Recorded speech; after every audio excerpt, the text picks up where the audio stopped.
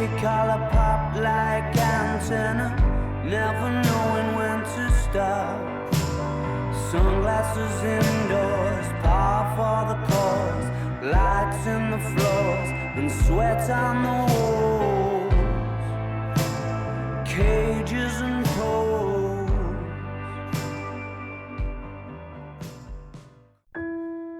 I think at Highclere every day is a lovely day because it is so beautiful going round the castle. You know, in winter sometimes the fog is very close and you can hardly see the building, and then in the summer when you've got all the sunshine coming through the trees outside and the dappled light, or at the moment there are bluebells out in all the woods, and the smell and the colour is just amazing. So every day is a really special day, and we're all working together here. So on a Monday when everyone arrives, it's a lovely way, everybody's filling the castle again in the offices, and we're setting off on the next day, first day of the next week. It's all about, I don't know, people and fun and engagement, and there's a life to the castle. The castle is like a person as well, you know, it has its own life and feeling and warmth.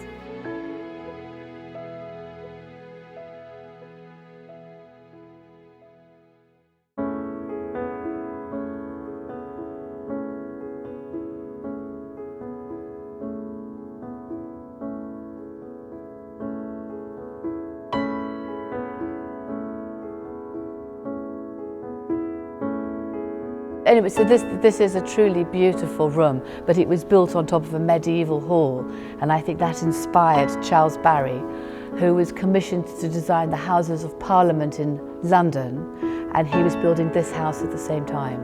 This was quicker and easier, no politicians involved, no committees, one patron in the painting behind, the 3rd Earl of Carnarvon, who just wanted him to create a spectacular, Italianate, extraordinary home. So I think that's what he did. And what's lovely about this saloon is the light at the top. So all the windows and the glass leading mean that you always have a sense of light, which is uplifting, I think.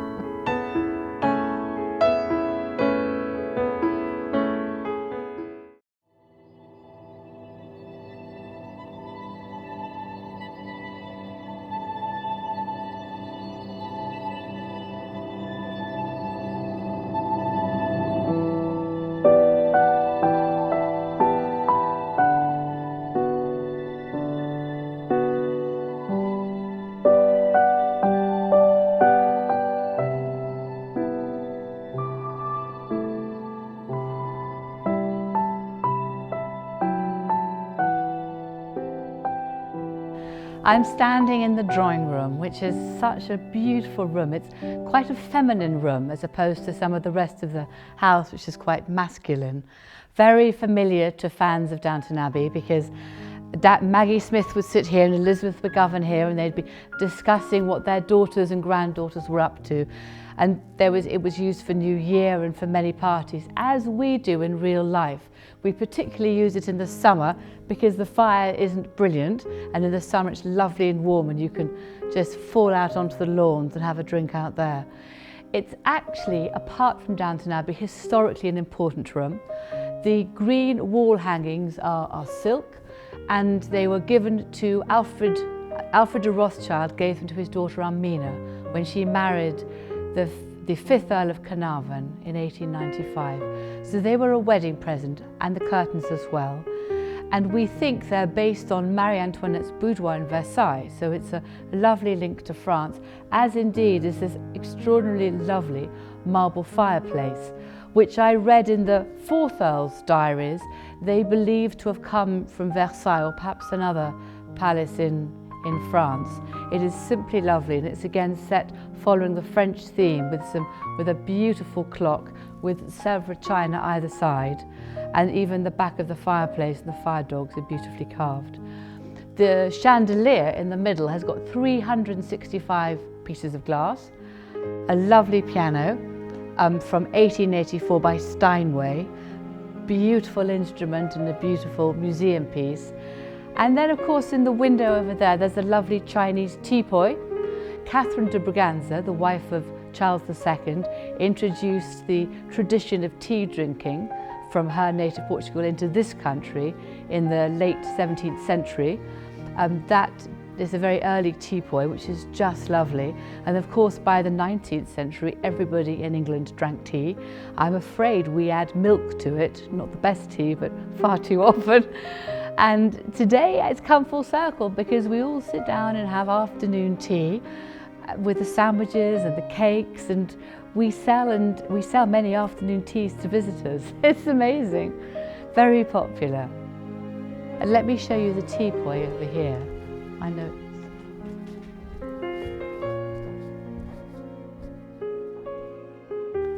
And then this was where my predecessors would indeed have kept the different sorts of tea,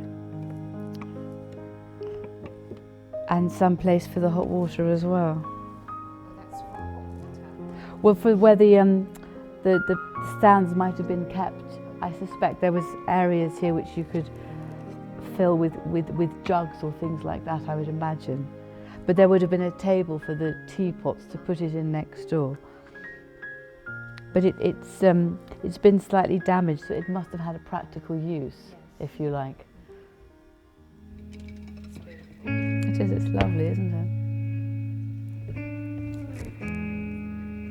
And there's a lovely scene of animals on the other side as well, which is just charming. It really is.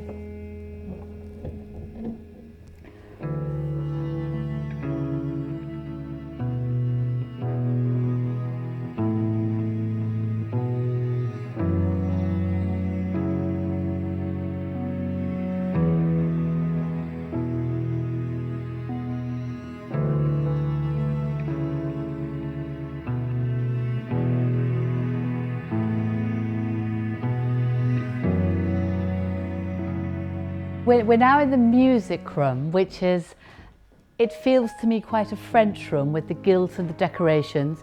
The embroideries here are from the 16th century from Italy, and these, the window shutters here, we've recently restored. They're painted in watercolours, and that has been one of my restoration projects. And I hope they look rather beautiful now.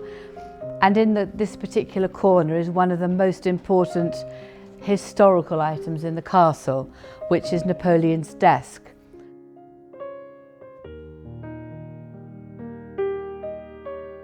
This particular room is older than the current castle, so the embroideries are from the 16th century, from the Malatesta family in Italy. The Malatesta were vanquished by the Medici, if you like, so some of the beautiful works of art in their palaces were sold off. Anyway, these embroideries, for some reason again, have been bought and made it back to Highclere. They're very delicate, and they're embroideries, not tapestries, of rather wonderful creatures. So they are the decoration for the walls. The ceiling is by a man called Francis Hayman, so it probably dates to about 1730 to 1740. He decorated houses in London, many of which have burnt down. So this is quite special.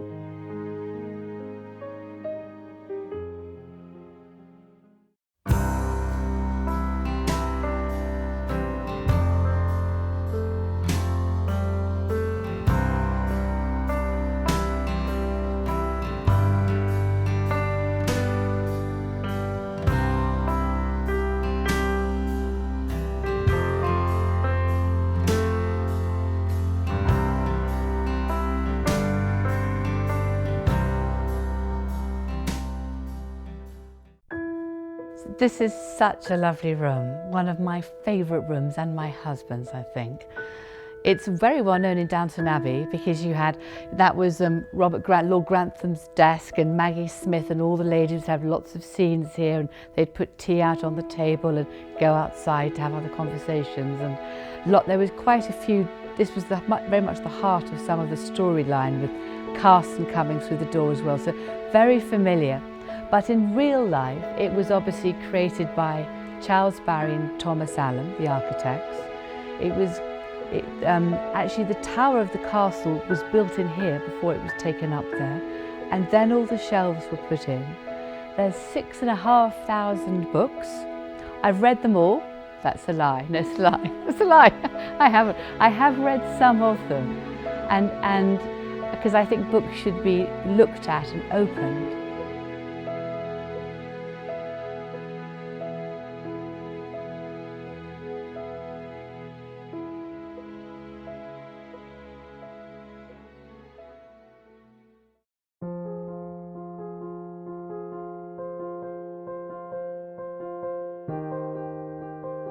Stonehenge and its barrows, I love that. I haven't yet looked at this one. And there are some wonderful maps. Look at that. So what's interesting is if I'm trying to write and share what I'm doing, some of our predecessors did an amazing job. So I can look here. So I'll put this one back. This is again archaeology, and this is going back through local times. Now what have we got here? This is an enormous book about, this is rather a wonderful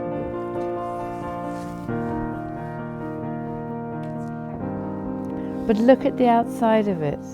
It is so beautiful.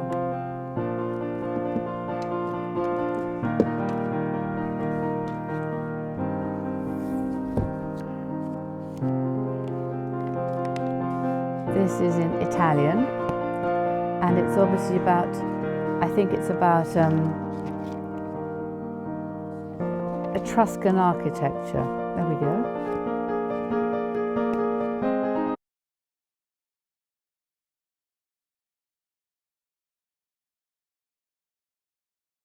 In the centre of this part of the library is this magnificent fireplace, and the man in the painting is the first Earl of Carnarvon, and it's a painting by Gainsborough, we think. And but what's also very beautiful about it is the frame that it's in. And it's a beautifully carved frame. His wife grew up in a house called Petworth, which was renowned for the carvings and the wood carvings by a man called Grindon Gibbons. So I think he was looking for students of Grindon Gibbons to create the beautiful fireplaces, and this is very English, all the different grapes and the leaves from the glory of the English garden, if you like. This was, don't forget, the time of the Napoleonic Wars. So England had no access to trade in Europe, so they were promoting and showcasing all things English. It therefore dates from about, I'd have thought, 1780, 1785. He wasn't yet the first Earl of Carnarvon. He was awarded the title in 1790, and that's reflected in a similar painting in the dining room. So this was here before the library, but I think some of the carvings on here inspired the carvings on the library, because again you're picking up the fruit which is rolling down the mahogany shelves. The gilding is lovely. It's nice because it's weathered and old. And either side you've got these two beautiful French lamps. They're definitely from France, and they're definitely lovely. They have since been rewired, I think, by Almina, because the wire goes up the outside of the lamps. And I haven't yet finished my research into where they came from, but I will do one day. And the fireplace really works. It's very lovely and warm in the winter, and we tend to light it from October onwards if we're coming in here in the evenings. Sadly, it's May, and it's nearly May rather, and I think I still need to light the fire, which is terrible. But it's a magnificent fire, it's a magnificent painting. So this is part of what was here before the castle, when it was a Georgian house. So not everything was taken away, it was added to.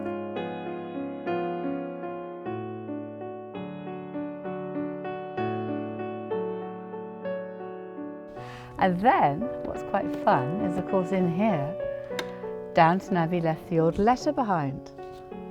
The Earl of Grantham, Downton Abbey, Yorkshire. We're actually in we're Hampshire actually, but we're near the town of Berkshire, so that's quite fun. And they were very real and authentic, because they actually, wrote out the letter inside, which he was pretending clearly to struggle with. So, how amazing. Tell us something about this Carlton desk. This is a lovely Carlton House desk where the Earls of Carnarvon would have sat to do their writings and letters, with a lot of beautiful drawers which are jolly useful, although I think some of them are locked. And when you've written it, you then post your letter through there. So it's all confidential. And it's not left around, then the butler would have collected it to take away. So it is pretty cool, isn't it? Let's see what else I've got. I do keep a few useful things here and there.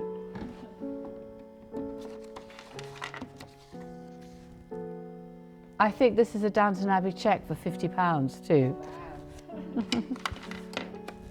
Photograph one of our horses. Oh look, I think, the thing is I'm not sure whether this is Downton Abbey or Highclere Castle sometimes.